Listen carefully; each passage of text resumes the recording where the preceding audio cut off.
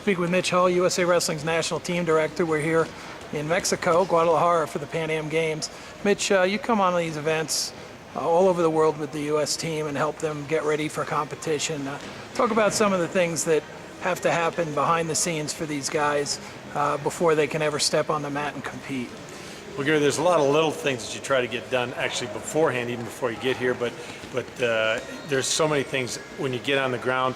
Nothing that really is earth-shaking, but you've got to be prepared. And here it's really a lot different because at the World Championships or other events, we can get our own transportation. We can organize some of that stuff that we don't have to rely on the local organizers, and we can do on our own.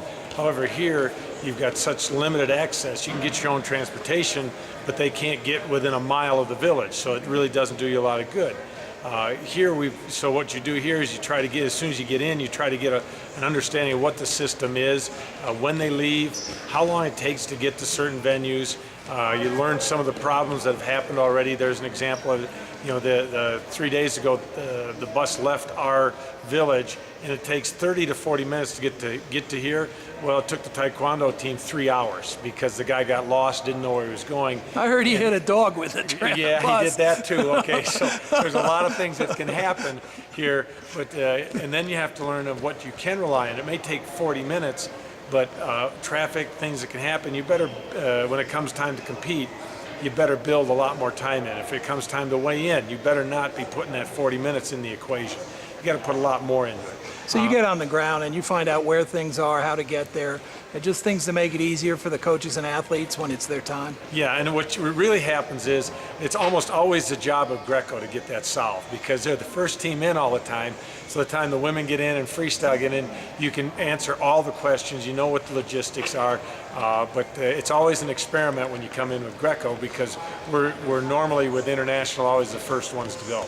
So you've only been here less than 2 days, but you've probably been all over the city and all over the village and things like that. I mean, do you ever even get a chance to get around outside of the competition and the village and all the different areas that the athletes have to go?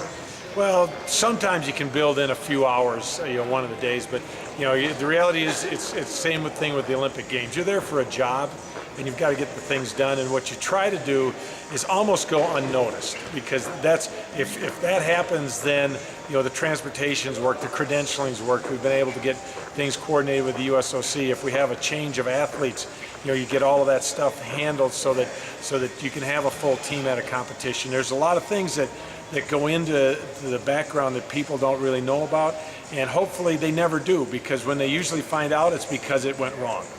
So we have 3 different teams here, 15 athletes.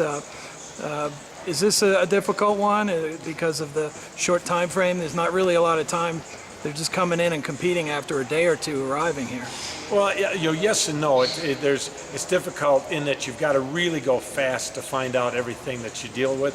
But the other part is you're only dealing with it for a short period of time. If we had to deal with a 40-minute trip to workouts every day and you're here for 2 weeks, and you want to get multiple workouts in, some of that really gets to be a problem. When you get close to the event, it's really more about getting maybe a workout in and cutting weight. So we've got a great health club that we're going to use for all 3 styles. That's only a mile and a half from the USOC hotel headquarters. So even in between time, we could just go over there if they had to go twice. So a lot of these things, you get worked out. And I tell you, the USOC International Games staff is second to no one. They are outstanding in their organization and their lead work ahead of time. And Doug Ingram, Leslie Gomez, and all of them are just have always been fantastic. And I know I can go to them if I've got a question.